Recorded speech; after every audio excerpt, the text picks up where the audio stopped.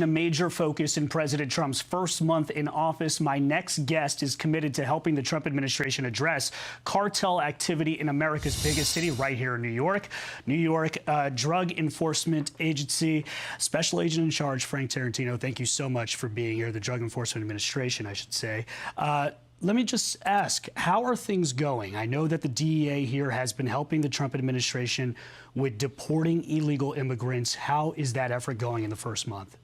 You know, Brian, immigration enforcement and border security are a top priority for this administration and the Department of Justice. And the DEA is working closely with our partners at the Department of Homeland Security, specifically HSI, ICE, ERO, CBP, and Border Patrol, to target and arrest the most violent illegal criminal drug traffickers that are causing the most harm in our communities, and we're having significant success in that effort.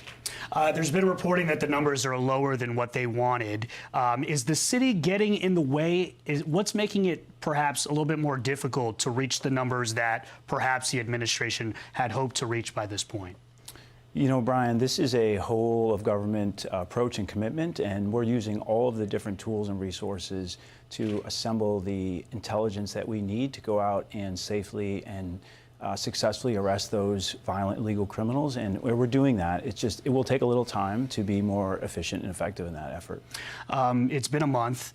Operationally, has there been a real change from your perspective as to how things are being run here with President Trump in charge at the DEA? You know, Brian, there is a clear unity of effort and clarity of purpose emanating out of the White House and at the Department of Justice. And it has cleared away obstacles and provided a pathway forward for us to do our job. And we are significantly making progress in that effort. We've heard a lot about how the border apprehensions have come down. I know now the Trump administration has designated the 6 Mexican cartels as terrorist, foreign terrorist organizations. How does that designation help stop the flow of illicit drugs like fentanyl into New York City? You know, Brian, the foreign terrorist organization designation significantly enhances our capabilities, and it provides the clarity of purpose and the relentless pursuit that is necessary to eliminate the cartels. You know, the cartels are a public health, public safety, and national security threat to the United States of America. These cartels, as you know, are the 2 most prominent, most dominant cartels, the Sinaloa and Jalisco cartels, are working very closely with the Chinese and Indian criminal groups who are smuggling precursor chemicals into Mexico, where they're synthesizing and mass-producing fentanyl powder and pills. And these same cartels are using violent criminals and vicious gangs to flood that poison across the border and into the United States that's killing Americans at catastrophic and record rates. Have you seen a difference in cartel activity in the last month with President Trump in charge, or just with all these things being put into place? You know, Brian, with our partners at the FBI, HSI, and all the other federal agencies, to include our state and local counterparts, we are working tirelessly every single day to identify and eliminate those significant drug traffickers and drug trafficking organizations like Tren de Aragua and MS-13, who are causing the most harm, and we've had significant success in that regard. And we've arrested a number of MS-13 members with guns, illicit drugs, and illicit proceeds here in the New York region. What are we seeing with fentanyl? What's the trend right now? Is it going down? I know you guys have the drug lab here.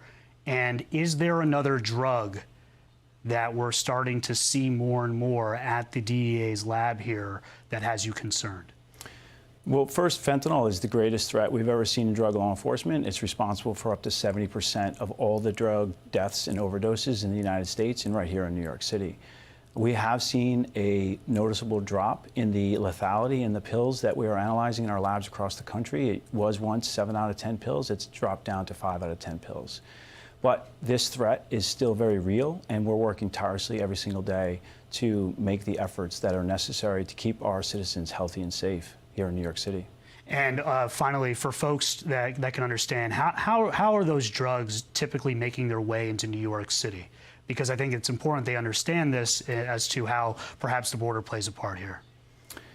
You know, Brian, we work tirelessly every single day here in New York and across the country, working with our partners in the federal government, in the state and local municipalities, to identify the threats that are causing us the most harm, which is why we work our cases from Brooklyn, New York, all the way back to Mumbai, India.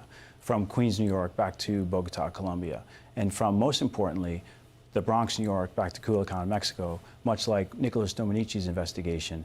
And this is our global pursuit mindset, to identify and to eliminate those drug trafficking organizations that are causing the most harm. And we have had tremendous success across the country and right here in New York City.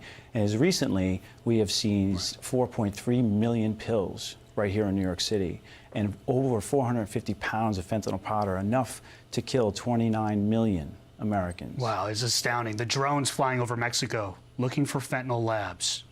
Hugely beneficial to you guys, DEA. Is that stuff you're using in real time, that intelligence? Absolutely. That's using all of the federal law enforcement community, the Department of Defense, and the intelligence community to wield all their tools and resources to attack this threat from every possible angle. New York's DEA Special Agent in Charge, Frank Tarantino, thank you so much for being here. Very much appreciated. Thank you, Brian. Yep.